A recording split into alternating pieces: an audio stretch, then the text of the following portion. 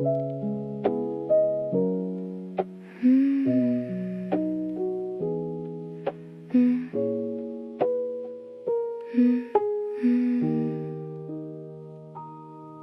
favorite cup has got a crack right down the side. I could have thrown it out, but something made me keep it by. The coffee still gets warm, the morning still gets slow. There's beauty in the broken things that only I would know. I trace the crack with my fingertip, like reading Braille at night. Something broken can still hold warmth, something damaged can still feel right. Koo sits by the window watching raindrops race the glass, thinking about the things she held and things that couldn't last. The cracked cup, a faded book, a lamp that flickers low. The imperfect things are the ones that help her grow. She doesn't need it perfect, she just needs it to be real. The worn out edges of a thing are proof of how it feels. Cracked cup, still full, broken things still beautiful. Wabi-sabi in my hands, imperfect, but I understand. Nothing lasts, nothing's whole, but broken things still feed the soul.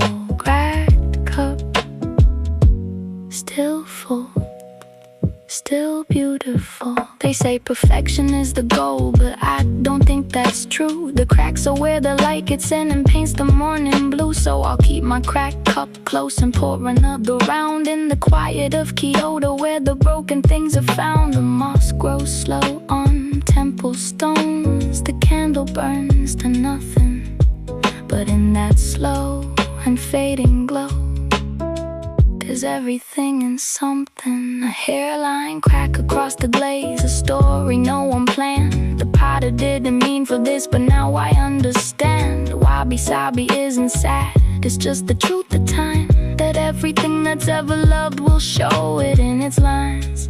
So let the cup stay cracked, let the edges show, let the morning light come through, and let the coffee flow. Cracked cup, still full, broken things still beautiful. Wabi-sabi in my hands, imperfect, but I understand. Nothing lasts, nothing's whole, but broken things still feed the soul. Cracked cup, still full, still beautiful.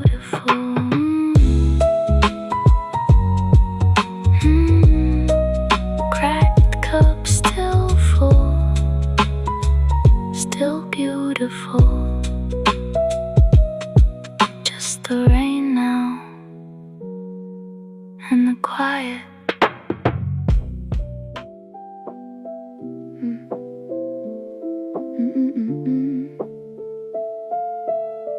Yeah. There's a journal on her shelf she hasn't touched in years. The ink is faded, soft and pale, like mornings disappear, but every word still holds its weight beneath the dusty page. Some things don't need to be remembered to still carry their age. She sits beside the window where the rain begins to fall, tracing constellations in the water on the wall. The faded parts are somehow still the truest thing she owns. A quiet kind of beauty only grows when left alone. Who traces every letter with the tip of one slow finger. The faded parts are beautiful, the kind of thing that lingers. Not everything worth keeping has to stay sharp and clear. The softest things she's ever known have always disappeared. She pours another coffee and the steam begins to rise. The journal holds a version of herself she recognizes. Younger, maybe sadder, but she loved with everything. The ink may fade, but feeling is a permanent kind of thing. Faded ink still speaks, old words finding quiet peaks. Wabi-sabi on the page. Beauty doesn't need an age. Let it fade, let it breathe. Some things stay beneath the leaves. Faded ink, still full, imperfect and beautiful. She writes a little something new beside the faded line, not to fix what time has worn, but just to say I'm fine. The old and new sit side by side like seasons on a wall. The faded ink reminds us she's been here through it all. Some pages hold a silence that is louder than a word. The things she never finished are the ones she's always heard. So she closes up the journal with a soft and grateful hand. Faded ink still teaches her the things she understands.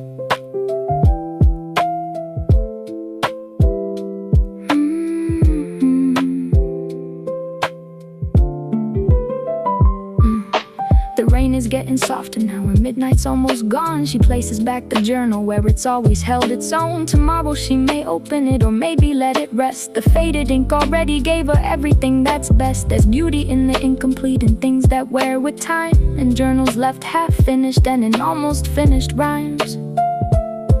Koo smiles at the ceiling where the lamp throws golden light. The faded ink reminds her she's exactly right tonight. Faded ink, still speaking, still beautiful, still here.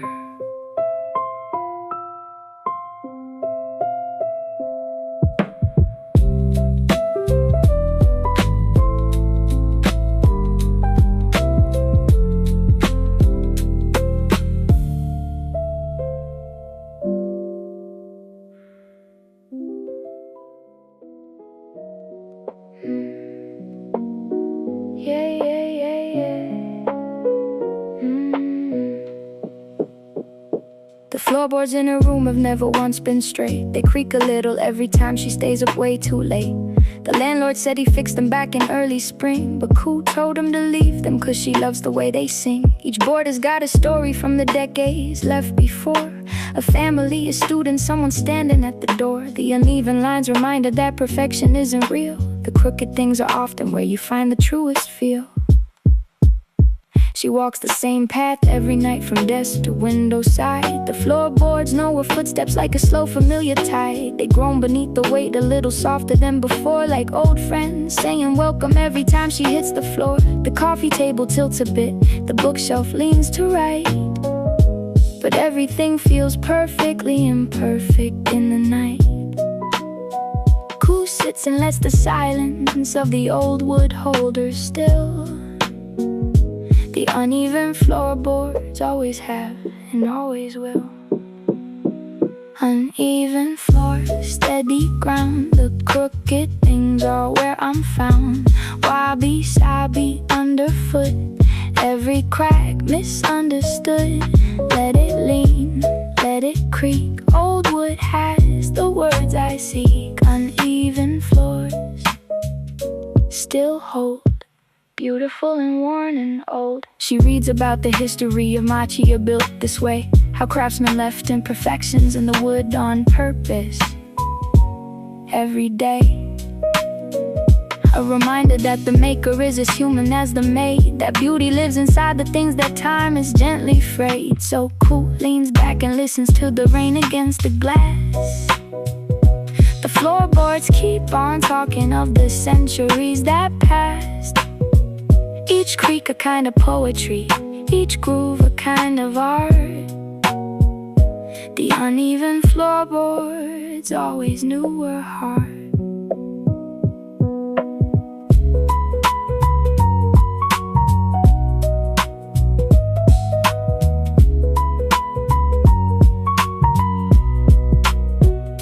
It's almost 3 in the morning and the lamp is burning low. She crosses to the window where the Kyoto lanterns glow. The floorboards sing their quiet song beneath her tired feet, a lullaby of imperfection, slow and bittersweet. She thinks about the places that are polished, clean and new, and wonders if they'll ever feel as honest and as true as this old room, this crooked floor, this life she's learning still. The uneven floorboards hold her and they always will.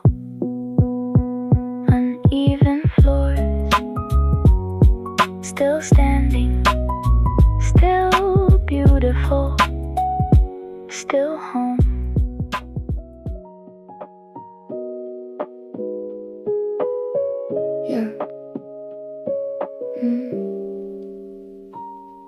There's a chip right on the corner of her windowsill. She runs her thumb across it when the night gets still. The paint is worn to bare wood where 100 hands have been. A quiet little record of the lives this room has seen. She wonders who sat here before and watched the same slow street. What season held the sadness and what made their life complete. The chipped windowsill has never once been fixed or filled. A perfect little imperfection quietly fulfilled.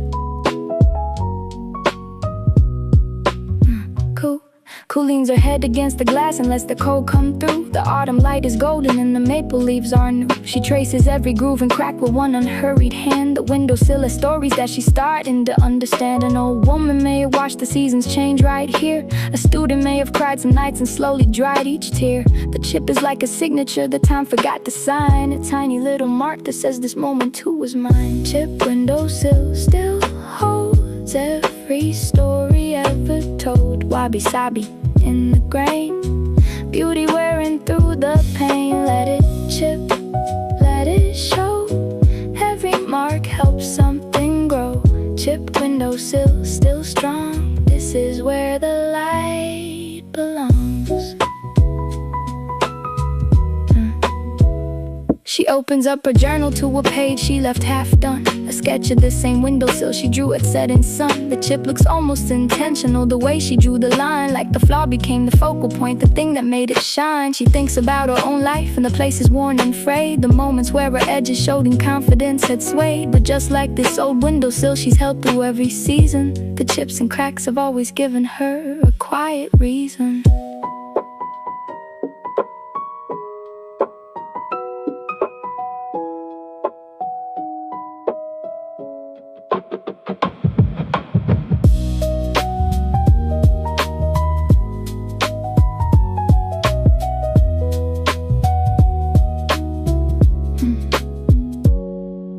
The afternoon is fading now and shadows grow long. She stays beside the windowsill a little more than long. The street below is empty and the lantern starting bright. The chipped edge catches golden in the last of fading light. She makes a quiet promise to the wood beneath her hand, to never fill the cracks and things she doesn't understand. The chipped windowsill has taught her more than smooth things ever will. That beauty lives in everything that time has shaped. And still chipped windowsill, still holding, still beautiful, still mine.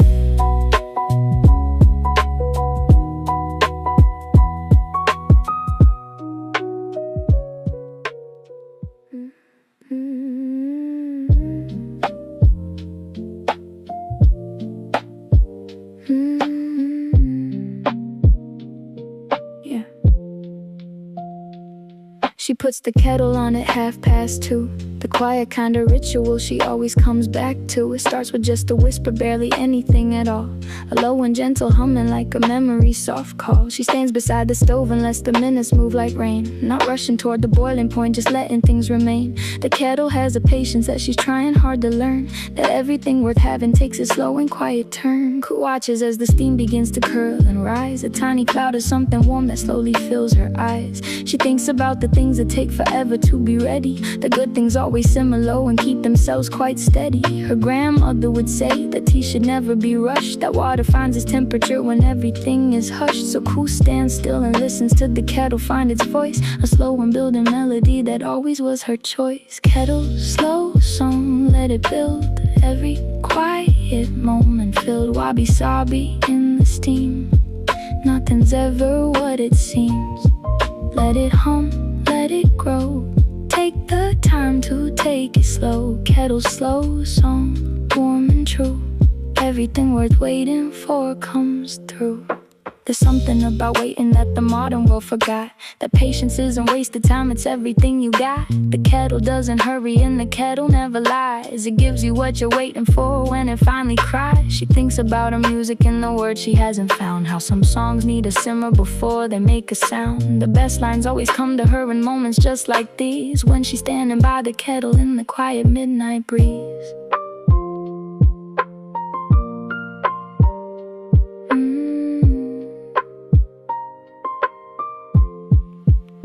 The whistle comes so gently that she almost doesn't hear. A soft and satisfied arrival, perfectly sincere. She pours the water slowly in the cup she loves the most. The cracked one with the handle worn, the one she loves the most. The steam rises up to meet her like an old familiar friend. The kettle's slow song always has the most contented end. Cool wraps her hands around the cup and breathes the warmth in deep. The kettle taught her everything she needed just to sleep. The kettle's slow song, still humming, still warming, still here.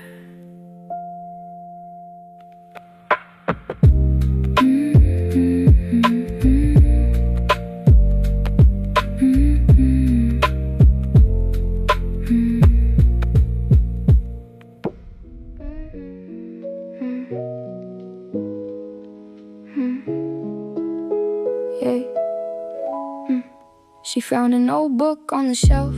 She read at 22. The margins full of underlines and colors she once knew. She must have rushed right through it, 'cause the notes are thin and spare. A few good lines she caught in time, but most just passed like air. She sits back down and reads it slow, the way she should have then. Does every sentence settle in before she moves again? The pages turn too fast back when she had somewhere to be. But now the only place she's going is right here, just her and me. Yeah, who reads a single paragraph and sets the book face down? She stares out at the Kyoto streets and lets the words resound. There's something in the second read that wasn't there before, like walking through a room you know and finding one more door. The author wrote it knowing that the reader might rush through, but buried all the best parts in the lines you almost flew. So cool goes back and finds them all, the ones she missed before. The pages turn too fast, but now she's learning to read more. Pages turn too fast, slow down. Every word is sacred sound. WABI-SABI in the red. Take the time to plant the seed. Let it breathe, let it stay. Read the same page twice today. Pages turn too fast before. Now she knows what books are for. She thinks about the years that passed like chapters rushed and done. The friendships left half finished and the mornings barely won. The meal she ate while standing and the song she skipped too soon. The sunset she half noticed from a window in her room. But every page turned too fast is a page she still can find. The beautiful thing about a book is leaving things behind. You can always turn back slowly to the parts you almost missed. The pages turn too fast, just the pages on the list.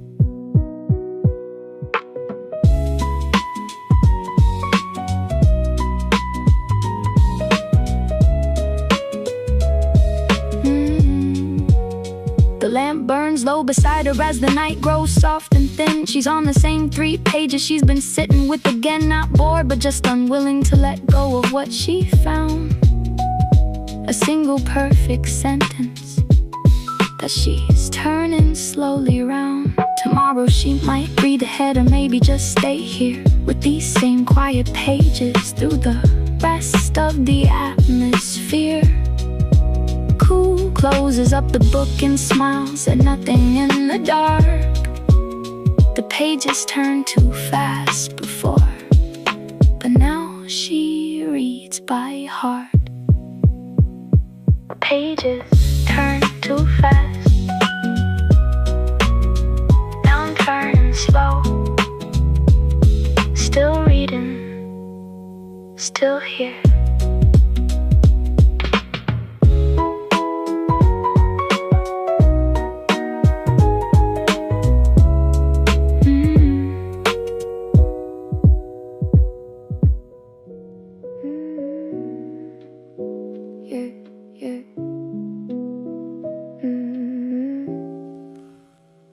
The incense from last night still hangs a little in the air. The thin and fading ribbon curling slowly everywhere. She woke before the alarm and lay there breathing it all in. The old and new together where the morning light begins. The sandalwood and cedar from the stick she lit a tent. And underneath is something like the rain that came and then dissolved into the floorboards and the curtains and the walls. The old incense, new morning, soft between the hallways calls. Who sits up slowly, wraps the blanket round her shoulders tight. The room looks different in the morning than it does at night. The shadows fall in different places, softer than before. The crack above the window frame she's never quite ignored. But in this early golden light it looks almost like art. A line drawn by the building just to show its aging heart. The old incense still drifting and the new day coming through. The overlap of yesterday and everything that's new. Old incense, new morning light. Yesterday still holding tight. WABI-SABI in the air. Old and new beyond compare. Let it linger, let it fade. Every morning has to trade. Old incense, new day, true. Something old makes something new. She lights another stick beside the window facing east. The smoke curls up to meet the light and neither one has ceased. Two different kinds of morning now are layered in the room. The old one slowly fading and the new one coming soon. She thinks about the people who have burned this same sweet wood in temples on the hillside where the ancient cedar stood. How every morning someone lit a stick and breathed it deep and found the space between the waking and the leaving sleep.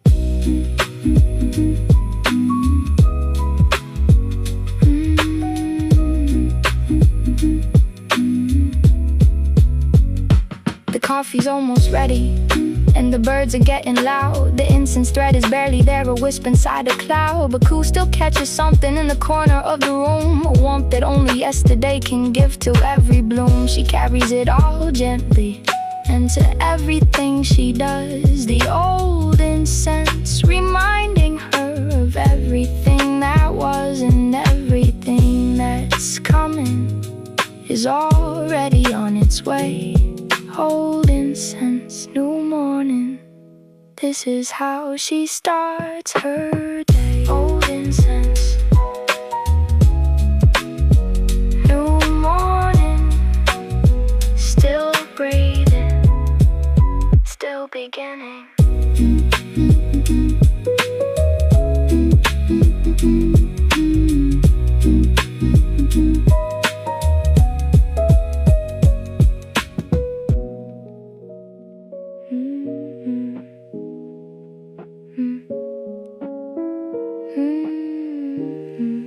The rain came back again, like it always seems to do.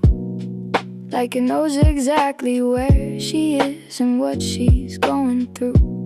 It started soft and gentle on the rooftops down below, then found her window first, like it had somewhere else to go. She pressed her palm against the glass and felt the cold come through. The rain was tapping patterns like it had a thing or two to say to her specifically on this particular night. The rain knows her by name and always finds her in the light. Koo has lived in Kyoto through 100 rainy days, the kind that last for weeks and filled the streets with silver haze. But every time it rains she feels it differently somehow, like each storm carries something that she's only learning now. The summer rain is heavy and it hits the ground like drums. The autumn rain is whispering of everything that comes. The winter rain is quiet like a secret hard to keep, and all of them have found her somewhere halfway into sleep. Rain knows my name, calls me home.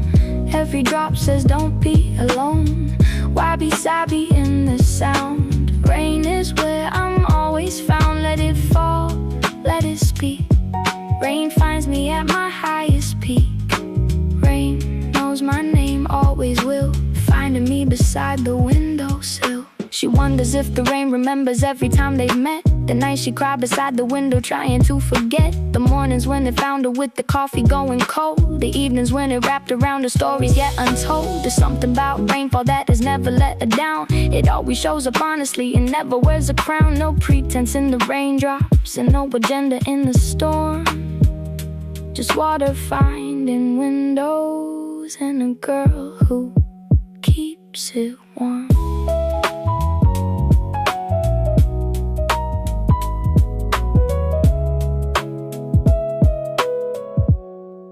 Tonight the rain is gentle, like it knows she needs the rest. It taps a little softer on the window of her chest. She lets it in completely till the sound fills up the room. A liquid kind of silence pushing slowly through the gloom. Who closes both her eyes and lets the rain spell out her name. In every language water knows it always sounds the same. Tomorrow it may leave her for the sunshine down the road, but tonight the rain knows everything and carries half her load. Rain knows my name, always has, still falling, still finding me.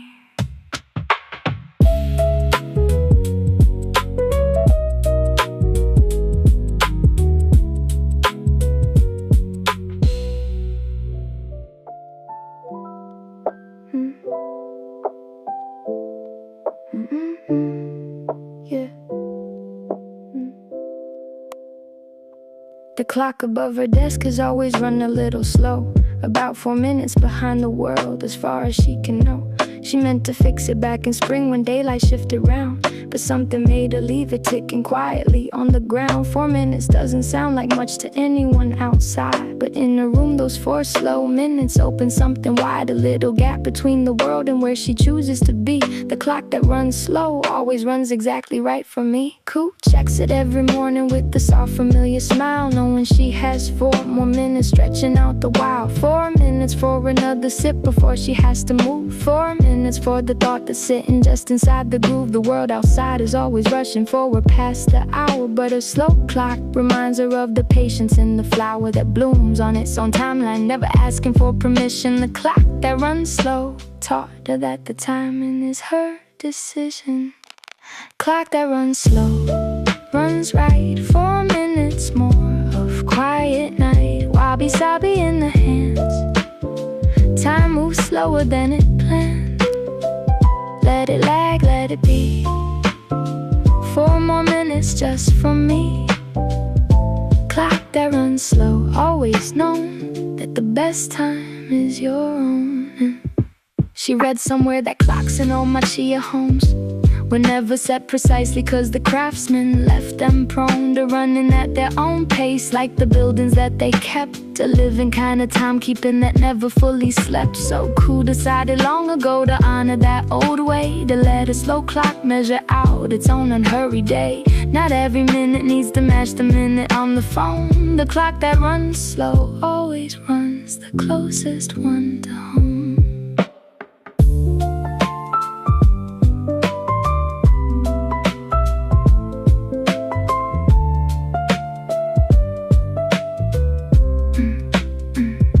It's almost 2 in the morning by the world's official count, but by her clock she's got 4 extra minutes on the mount. She uses every one of them to sit and breathe and stay inside the quiet pocket of her slowly passing day. Tomorrow there'll be deadlines and the world will want its pace, but tonight a slow clock holds her in its warm and gentle space. Who winds it up the same way every single Sunday night. The clock that runs slow gets the timing exactly right.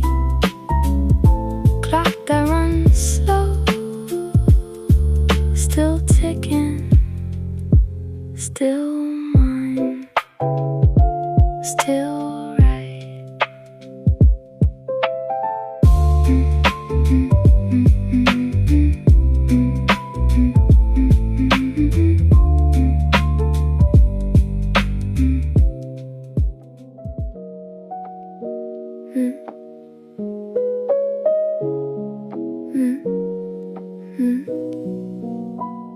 The room gets quiet in a way she didn't make herself, like someone left their silence sitting gently on the shelf. The neighbors must be sleeping and the street has gone to bed, and all that's left is borrowed quiet filling up her head. She didn't earn the stillness and she didn't seek it out. It just arrived the way the silence always comes about, on tiptoe through the evening when the world forgets to speak, and leaves the quiet for the ones who know just what to seek. Who sits inside the borrowed silence carefully, like something that could shatter if she moves too suddenly. She keeps her breathing shallow and her thoughts a little slow, afraid to break the spell that only midnight seems to know. This kind of quiet has a weight that presses soft and warm, not heavy like a burden, but like shelter from a storm. She borrows it completely for however long it stays. These windows into silence are her favorite kind of days. Borrowed silence, not my own. Found it here and made it home. WABI-SABI in the still, quiet air against my will. Let it settle, let it rest. Borrowed silence knows me best. Not my silence, but it fits right here where the midnight sits. She thinks about the silence that the temples hold all year, how centuries of borrowed quiet have accumulated here. In Kyoto, every stone is soaked 1,000 years of still. The moss grows in the silence, and the silence grows until it has a texture you can almost feel against your skin. A borrowed kind of quiet that has always lived within the walls and floors and ceilings of the places built to last. The borrowed silence carries every second of the past.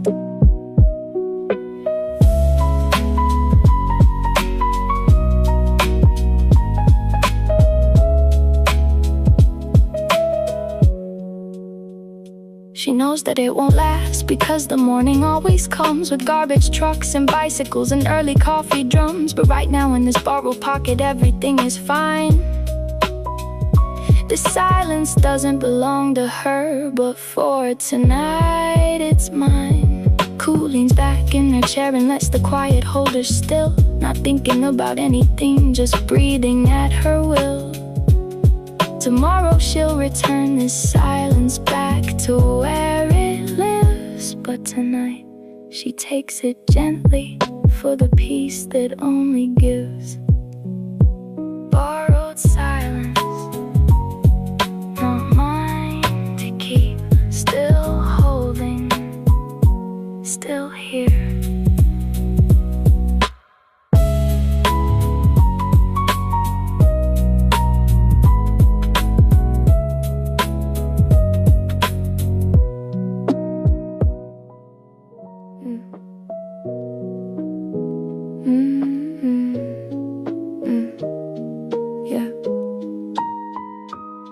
Nobody watches moss the way it slowly finds its place. It doesn't ask for sunlight, and it doesn't need the space. It just arrives one morning on the corner of a stone, and quietly decides that this is somewhere it calls home. No fanfare and no audience, no timeline and no rush, just patient green expanding in the early morning hush. Who noticed it one autumn on the temple wall outside?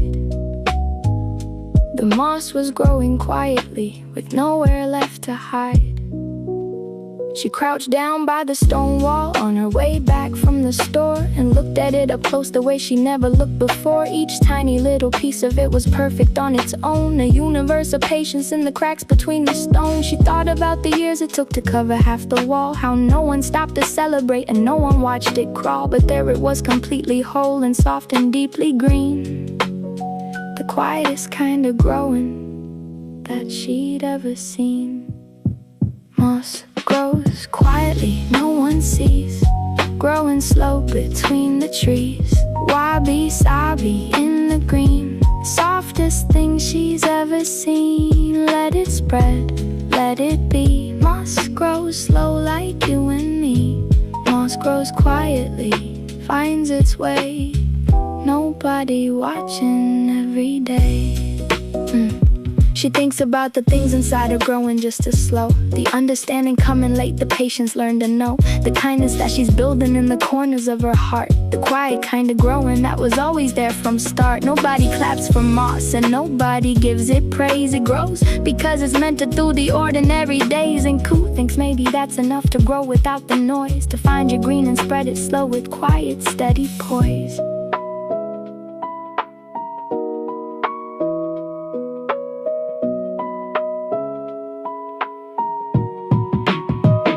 She visits that same stone wall every time she passes by, to check on how the moss is doing underneath the sky. It never seems to change much in a day or even week, but month by month it's different in the way she's come to seek the slow accumulation of the beautiful and true. The moss that grows in silence is the greenest that she knew. Koo places one soft finger on the velvet of its face.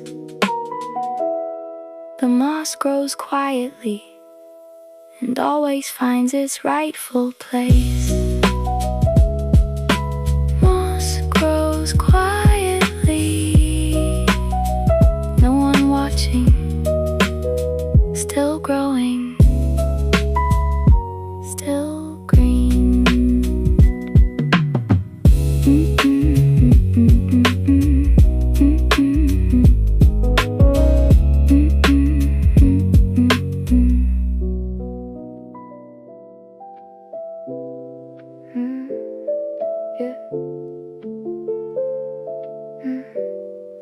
The rain stopped just before the hour and left the stones all wet. A kind of quiet aftermath that no one can forget. She stepped outside in soft-soled shoes to feel the cool night air, and found the stone lantern glowing in the garden there. The light inside was amber like it always is at dusk, but on the wet stone surface it had turned to liquid rust. Each droplet on the lantern held a tiny world of flame. The stone lantern after rain was never twice the same. Koo stood beside it longer than she meant to in the cold.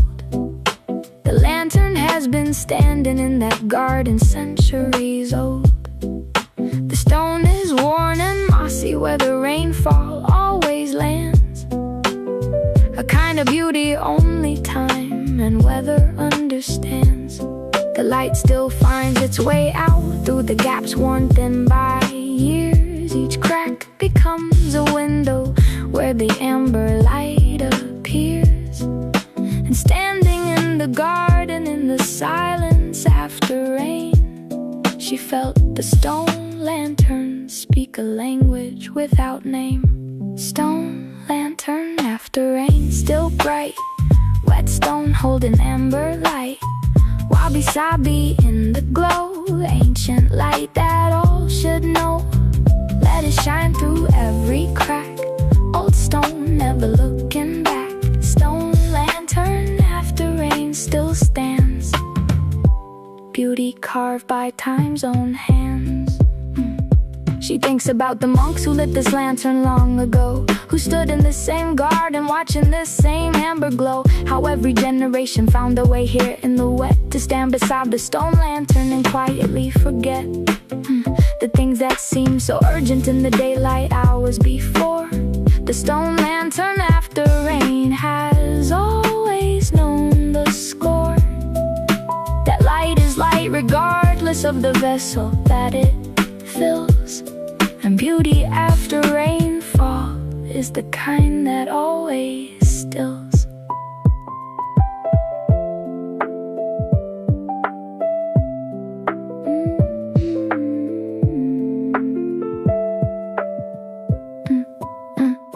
The garden smells of cedar and the earth turns soft with rain. The lantern casts its circle on the gravel path again.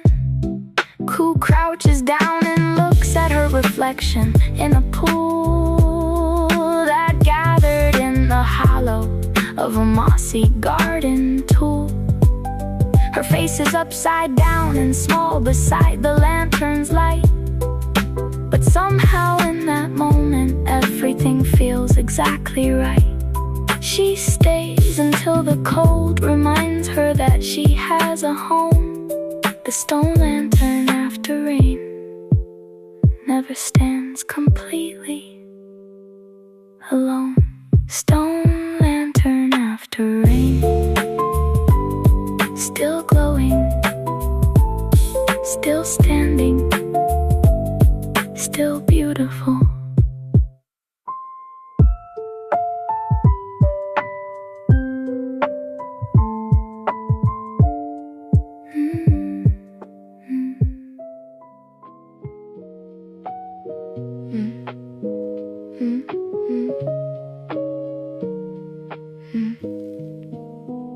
She heard the temple bell at 2, and no one else was there. Just her and all the darkness in the cool October air.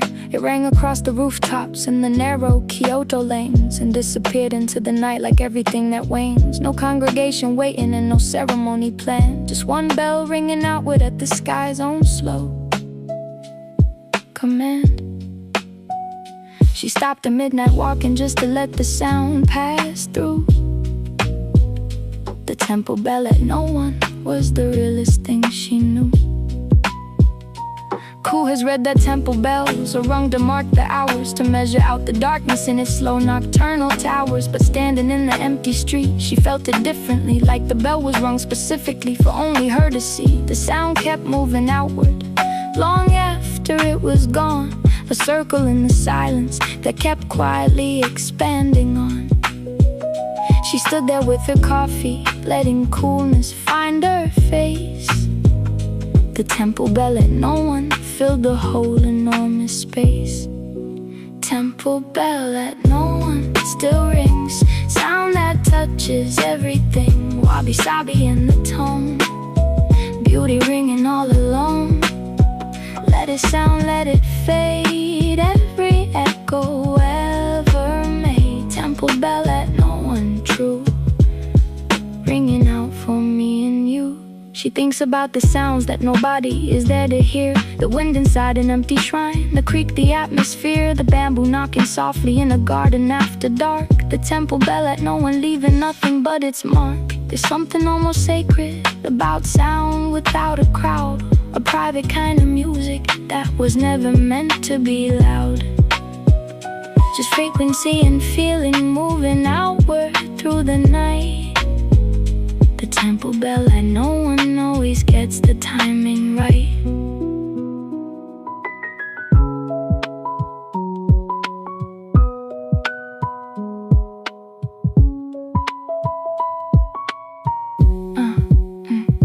The echo finally settled somewhere past the eastern hills, and left behind a silence with the deepest kind of stills. Cool breathed out slowly, watching her own breath dissolve away. A tiny temple bell herself, just ringing out her day. She thought about the things she does that nobody will see, the quiet acts of living that belong to only me. Like standing in the darkness while a temple bell rings clear, and no one in particular, but somehow always here. Temple bell and no one, still ringing, still reaching, still heard.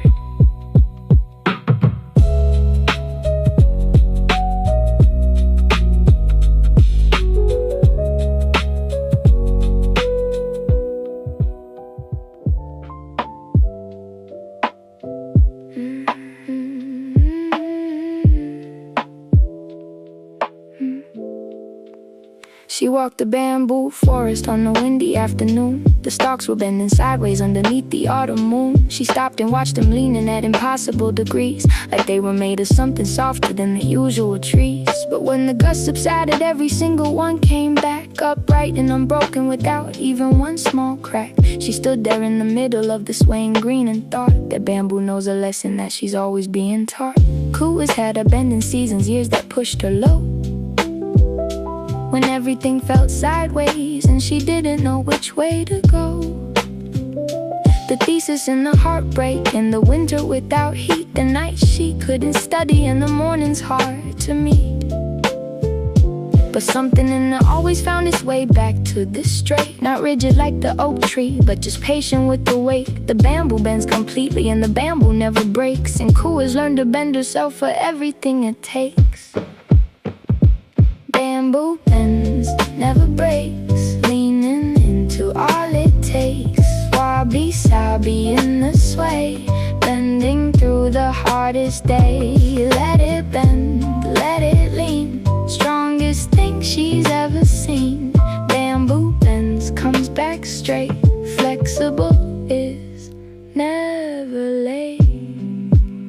She read that bamboo roots go deeper than the stalk grows tall, that underground the network holds together through it all. So when the wind comes pushing at the surface of the green, the roots are holding steady in the dark where no one's seen. She thinks about her own roots and the people holding her, the quiet ones who never left through everything that were.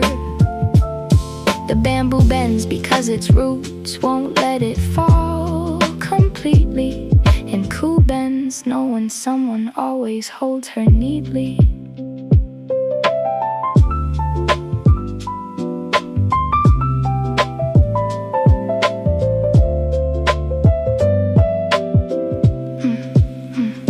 The wind picks up again and all the bamboo leans as one, a synchronized surrender to the forces that have come. But there is grace in bending that the rigid never find. A whole bamboo forest moving perfectly in kind. Ku raises both the arms and lets the autumn wind come through.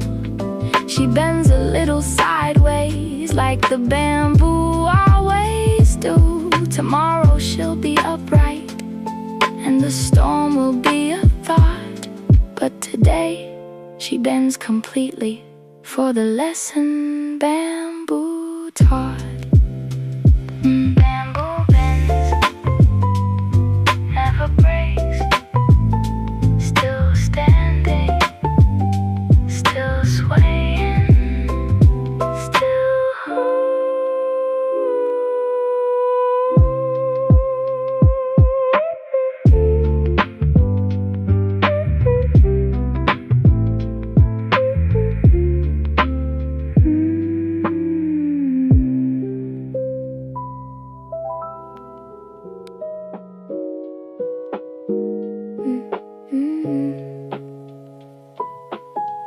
Yeah.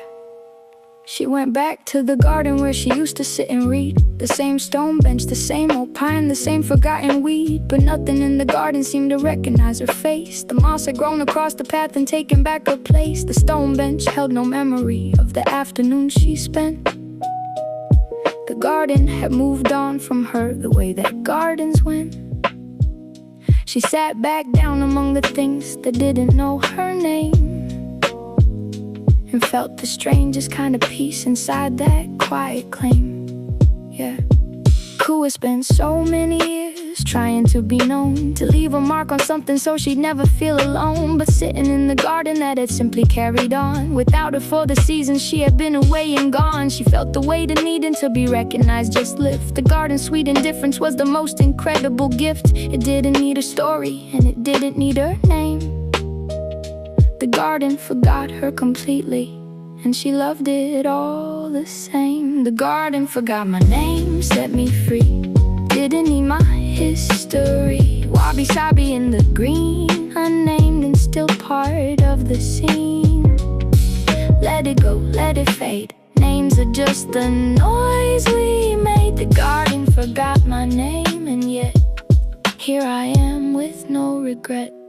There's liberation in the places that don't hold your past, where no one knows the version of you that was built to last. The garden only knows the rain, the light, the slow decay. It doesn't hold opinions about what you did that day. She thinks about the pressure of the names that people give, the roles and the expectations and the labels that they live. But here among the stone and moss and pine and fading light, the garden forgot her name, and everything felt right.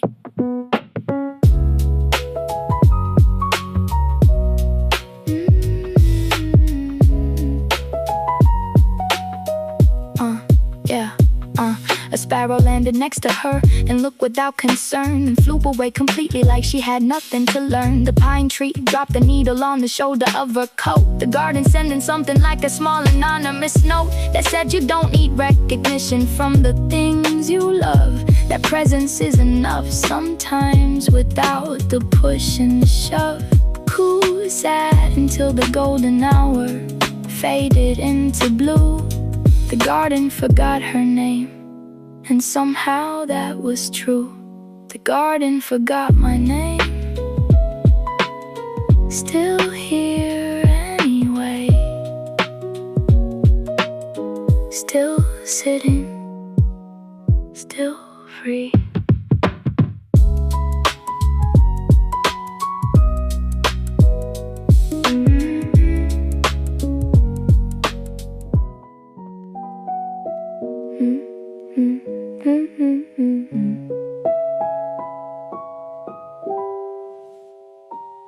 She lies flat on her back at 3:30. The ceiling is the only one who's listening to me. She tells it all the things she couldn't say out loud today, the words that got stuck somewhere between the thought and the okay. The ceiling never judges, and the ceiling never speaks. It holds her quiet confessions through the late night's longest peaks. A patient kind of listener that never needs a turn, just flat and white and present with no lessons left to learn. Who talks to her ceiling like an old familiar friend, about the conversation she regrets she couldn't mend, about the professor's comment that she's turning over slow, about the text she didn't send 3 weeks ago or so. The ceiling knows her patterns and the way her mind will run, from worry into wonder, into nothing, into done. She tells her something hopeful just before she starts to sleep. The ceiling holds her gently in the silence, dark and deep.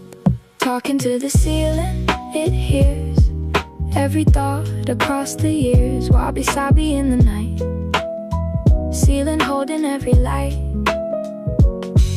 Let it out, let it go. Tell the ceiling what you know.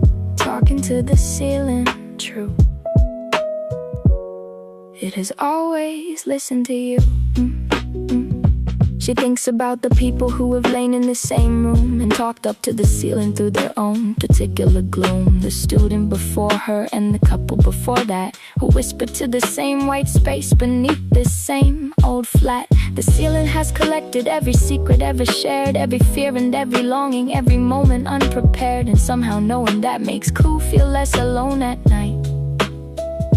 The ceiling is the most honest witness of her life.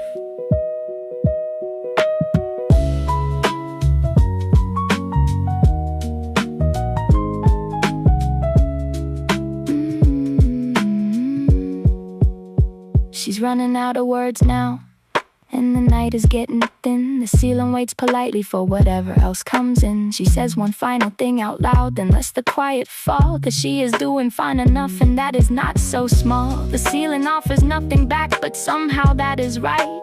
A perfect conversation for the middle of the night. Koo closes both her eyes and lets the darkness hold her still. Talking to the ceiling was exactly what she will. Talking to the ceiling, still listening, still holding. Good night.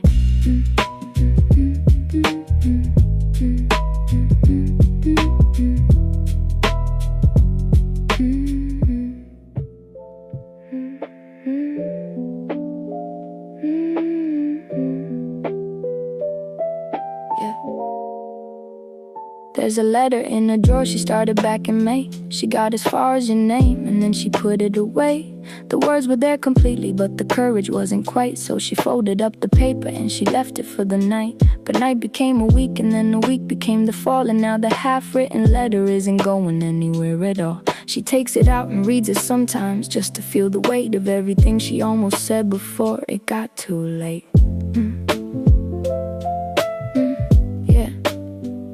Who holds the folded paper in the lamplight, soft and warm? The ink is barely faded through the passing of the storm. She wrote about the morning that they walked along the river, and how the light came through the trees and made her feel a shiver. She wrote about the silence that was comfortable and right, and stopped before she got to say the things she meant to write. The half-written letter knows exactly what she meant, but some words need more courage than the one she ever spent. Half-written letter still true, every word was meant for you. WABI-SABI on the page, love that never left its cage. Let it rest, let it stay. Some things find another way. Half-written letters still here, holding everything sincere. She thinks about the letters that were never fully sent, the feelings left in drawers across the world without intent. How many half-written things are sitting quietly somewhere, in boxes under beds and in the cool of autumn air. But incomplete is not the same as meaningless or lost. Sometimes the unfinished things are worth the most. The half-written letter holds the purest version of the feel before the editing and second guessing made it real.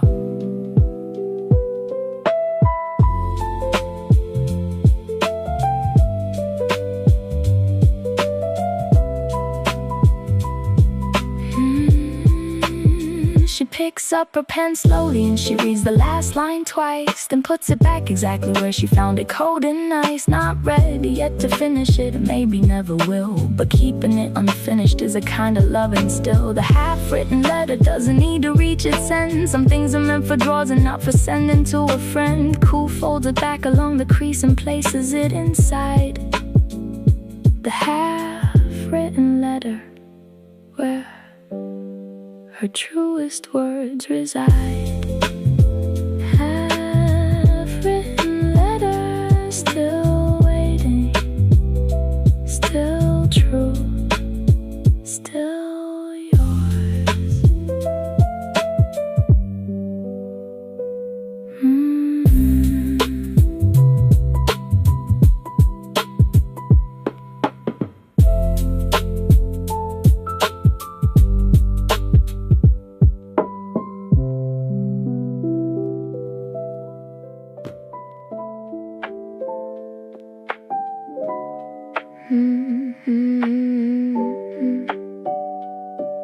Yeah. There's a version of herself that only comes out after 2, that says the things the daytime her would never follow through. She typed the message out last night and almost hit the send, then caught herself and put the phone face down until the end. The 2 a.m. version has no filter and no fear. It sees the truth in everything and pulls it very clear. But truth at 2 a.m. is like a light that's turned too bright. Some things are better saved for the more forgiving light. Who knows, she gets too honest when the night runs deep and long, when the coffee's gone cold and she's been sitting here too long. She'll start to see the patterns in the things that people do, and wanna send a message saying here is what is true. But 2 a.m. is tricky cause the honesty is real. It's just the timing that is off with everything you feel. The things she thinks at 2 a.m. are usually right, they're just too sharp and unpolished for the middle of the night. Too honest for 2 a.m. Put it down, save the truth until the morning comes around. WABI-SABI in the dark, honest thoughts that miss the mark. Let it wait, let it rest, morning light will do it best. Too honest for 2 a.m.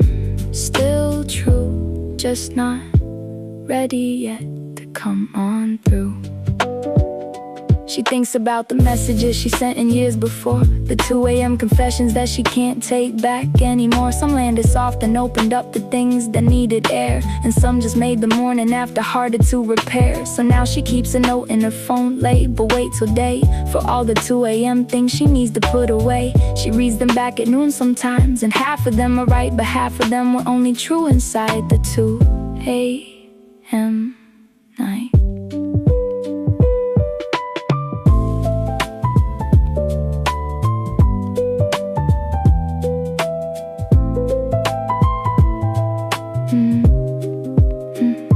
tonight she has a 2 a.m. truth sitting on her chest about a person and a feeling and the thing she thinks is best. She typed it out completely with the punctuation right, then moved it to the wait till day folder for the night. Tomorrow she might send it or she might just let it go, but 2 a.m. is not the one to tell her what to know. Ko puts the phone down slowly and she looks up at the ceiling.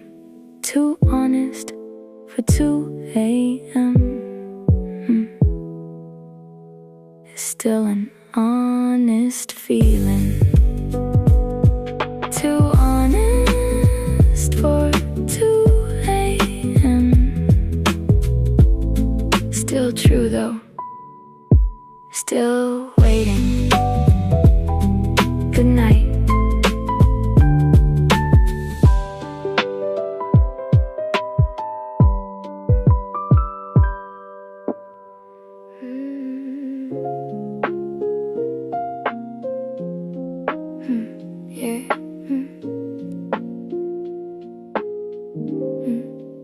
She made a list of everything she needed to repair: the leaning shelf, the flickering lamp, the plant that needs more care, the email she's been drafting since the second week of fall, the friendship she's been meaning to pick up and give a call. But somewhere around midnight when the list was getting long, she put the pen down slowly and she heard a quiet song that said not everything that's broken needs to be fixed tonight. Some things are fine the way they are inside the lamplight. Who has spent so many evenings trying to improve the corners of her life that never quite get in the groove. But tonight she made a different kind of choice, to simply sit among the unfinished things and just be okay with it. The leaning shelf still leans and has for 7 months or more. The flickering lamp has always had that pattern since before, and none of it has stopped her from the living that she does. Nothing needs fixing tonight because nothing ever does. Nothing needs fixing tonight, let it be. Unfinished things can just exist with me. WABI-SABI in the flaws, living without fixing laws. Let it lean, let it flicker. Nothing broken makes her sicker. Nothing needs fixing tonight, it's fine. All the imperfections perfectly aligned. She thinks about the pressure that accumulates with time, to sand down every rough edge and to make the edges rhyme. But rough edges are the places where the character comes through. The fixing takes away the thing that made it feel like you. The leaning shelf is personality, the straight one never will. The flickering lamp creates a mood that steady lights can't fill. And the email still unwritten holds a version of her care that hasn't quite found language but is absolutely there.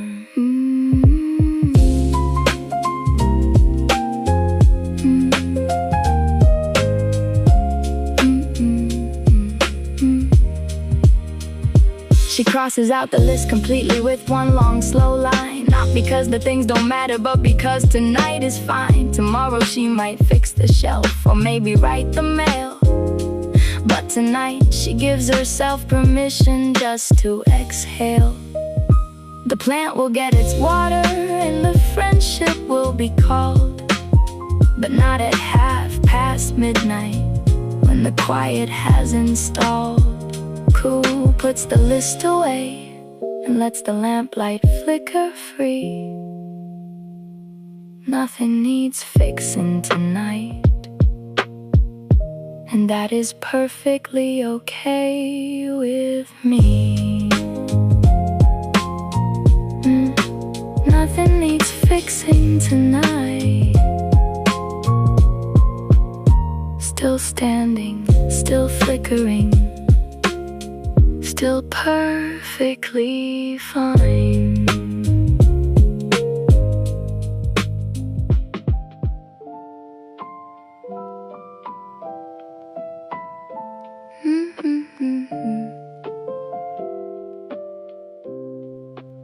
She stood in front of the mirror at the end of a long day and looked at every part of her that didn't go her way. The tiredness around her eyes, the hair that wouldn't sit, the small scar on her chin from when she fell a little bit.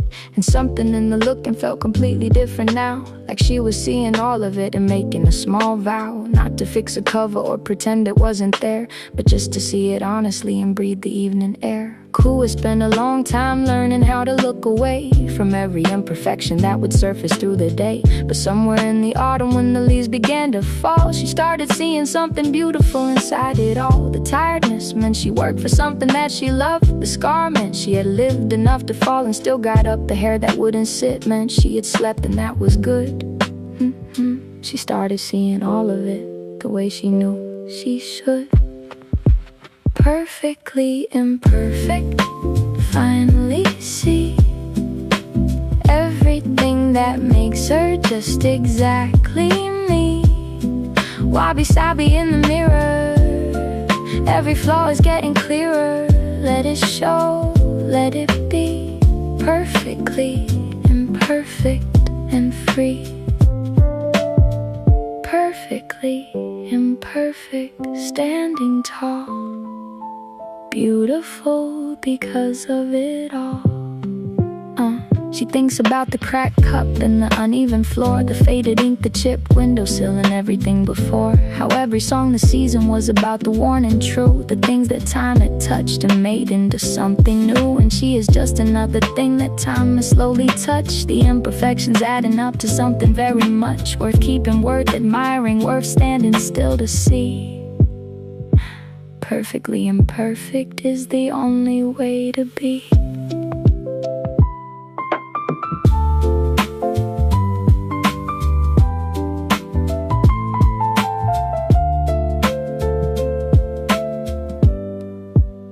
She turns away from the mirror with the quiet kind of smile, not the kind that performs for anyone but stays a while. The private smile of someone who has finally made their peace with every corner of themselves that needed some release. The rain outside is gentle and the lamp is burning low, and everything inside the room is putting on a show of perfectly imperfect things that somehow all belong.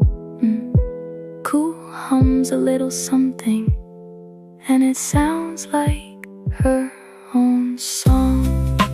Perfectly imperfect, finally seen, finally free, finally me.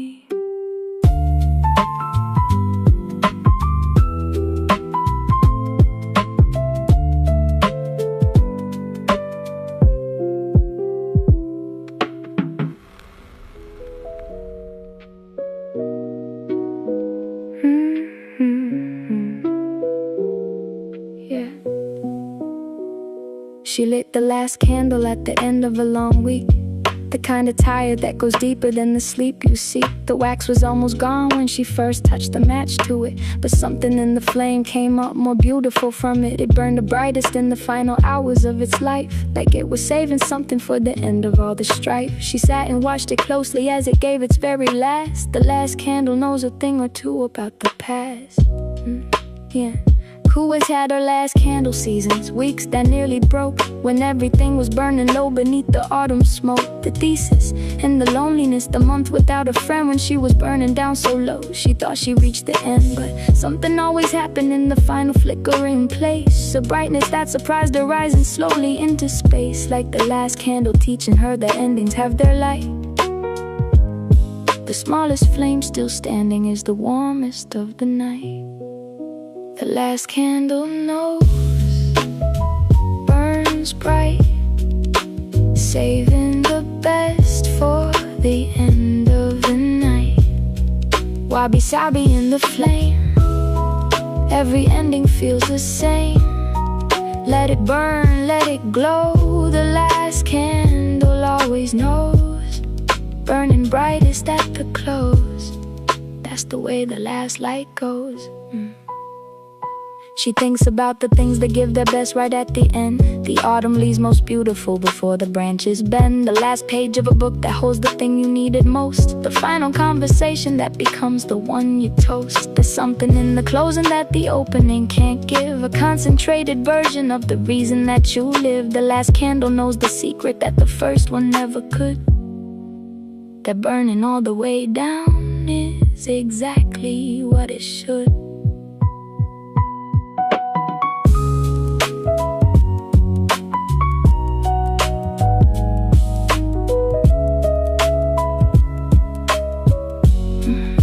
The flame is getting smaller now and cooling in the wax. She watches every movement as it slowly just relaxes. One final bright expansion, like a breath before the sleep. Then soft and slow it settles into darkness, cool and deep. The room is darker now, but somehow feels completely right. She sat with something beautiful that gave its final light. Cool lights, no other candle, and she lets the darkness stay. The last candle knows exactly how to end the day. The last candle knows, still glowing, almost gone, beautiful until the end.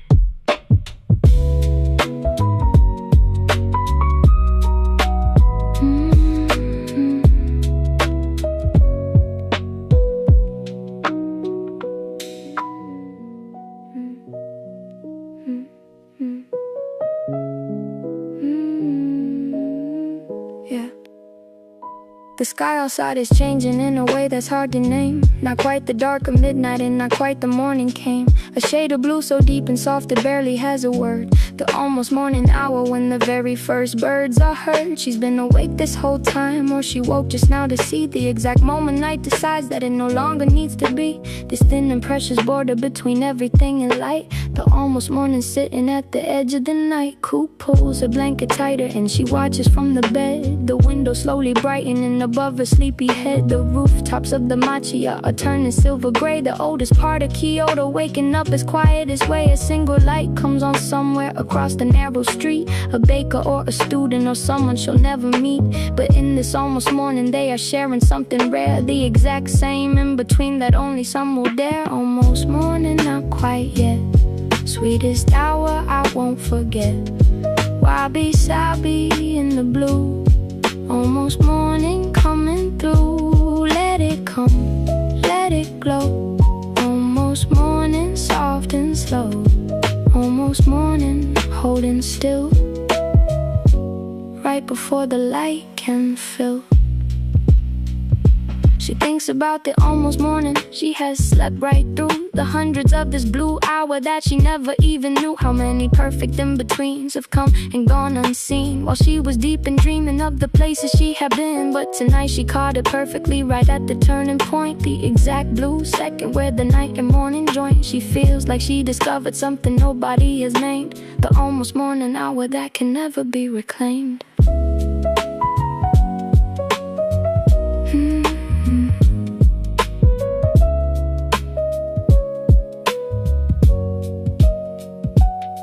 Is getting lighter now and pink is coming through. The almost morning keeping its last promise to the blue. She watches as the darkness makes a slow and graceful exit, like a guest who stayed the perfect length and knows just when to quit. The birds are getting louder and the street begins to stir, and everything that was almost is now starting to occur. Coast stays completely still until the morning fully comes. The almost morning fading into light and coffee drums. Almost morning, almost here, almost light, almost.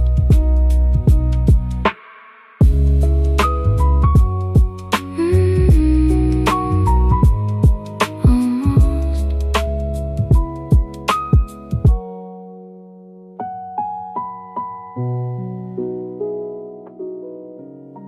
Yeah.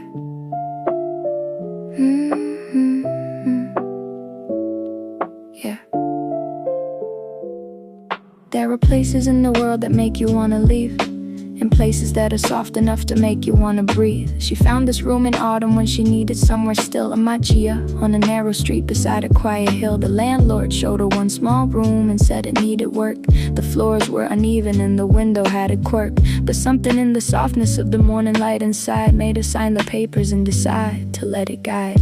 Ku is moved enough to know the difference in a space between the kind you tolerate and kind that hold your face. This room has always held her in a way she can't explain, like it was built specifically to shelter her from rain. The walls are thin and in the winter cold gets through the seams, but even with the coldness it's the softest place she's been. The imperfections all add up to something warm and true, a room that's soft enough to stay the whole long winter through. Soft enough to stay right here, softest place throughout the year. WABI-SABI in the walls, softness in the narrow halls. Let it hold, let it keep, soft enough for the deepest sleep, soft enough to stay, belong. Every imperfection makes it strong. She thinks about the places that were polished hard and bright, the apartments with the perfect floors and perfect morning light. They looked exactly right, but something never quite sat well, like living in a showroom with no stories left to tell. But this old room with all its cracks and creaking midnight sounds is more warmth in a single wall than all those perfect grounds. The softness isn't in the finish or the careful design, it's in the years of living that have settled into mine.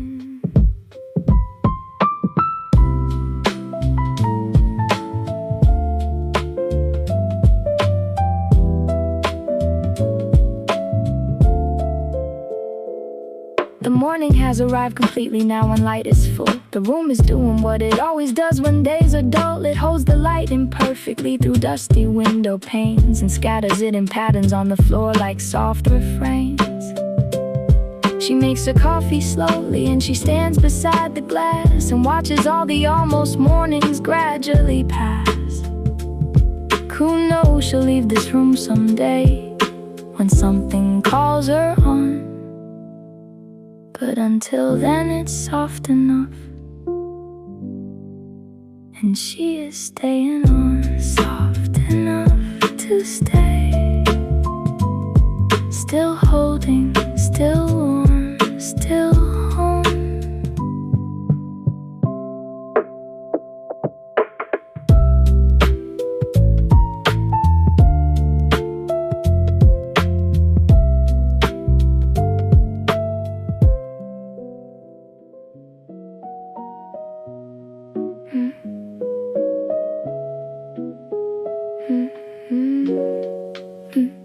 The photograph above her desk is faded at the edge, the colors pulling softly back from every quiet ledge. The people in it still are there but softer than before, like watercolor versions of the one she loved some more.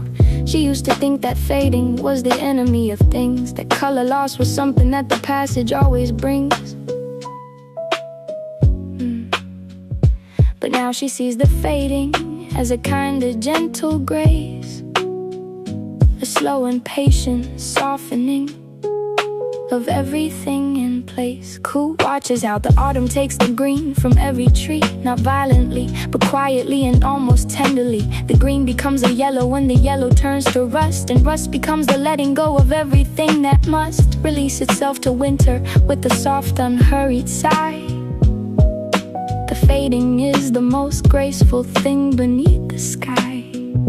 She thinks that she would like to fade that gently when it's time to soften at the edges of the season and the rhyme. Everything fades gently, let it go.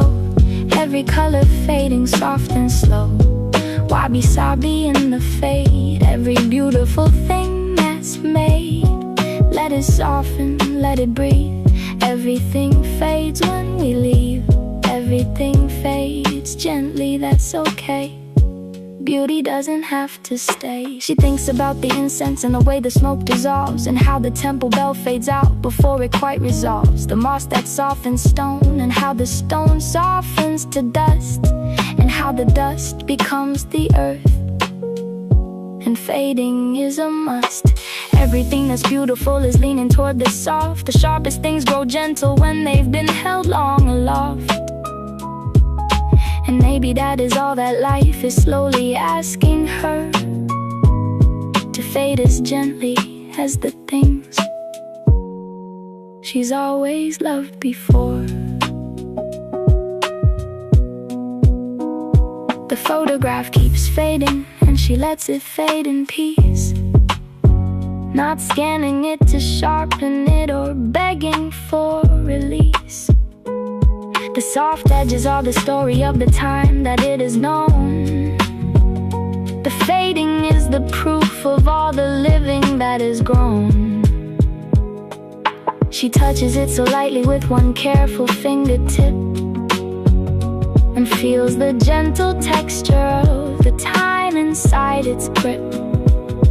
Cool smiles at the faded faces soft against the wall. Everything fades gently, and that is the best of all. Everything fades gently, still beautiful, still here, fading softly.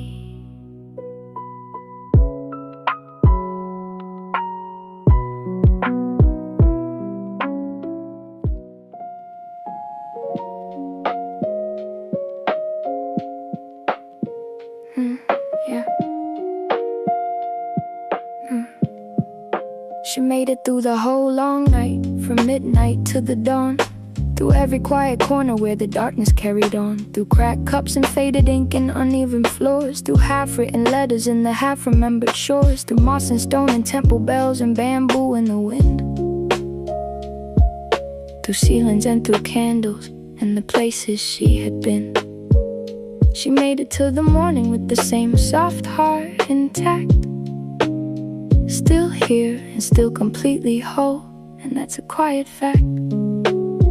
Koo sits beside the window where the first light fills the room. The WABI-SABI morning pushing gently through the gloom. The cracked cup in her hands again with coffee getting warm. The same imperfect everything that carried her through the storm. She didn't fix the leaning shelf or send the unsent mail. She didn't smooth the rough edges or complete the half-told tale. But she is here completely in this soft October light, still whole after the long and quiet WABI-SABI night.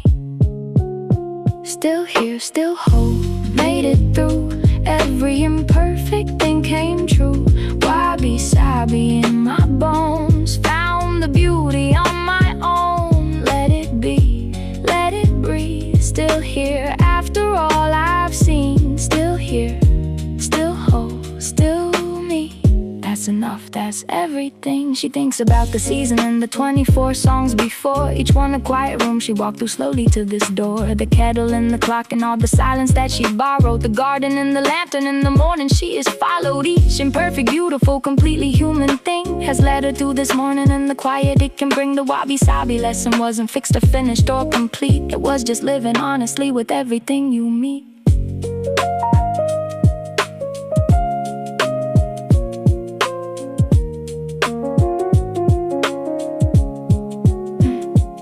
Maple leaves are turning and the light is getting gold. The matcha is creaking with the stories it is told. And Koo is just one chapter in the long and quiet book of everyone who ever sat here taking one more look at all the imperfections that make up a human life. The beauty in the ordinary edges and the strife. She raises up a cracked cup to the Kyoto morning air.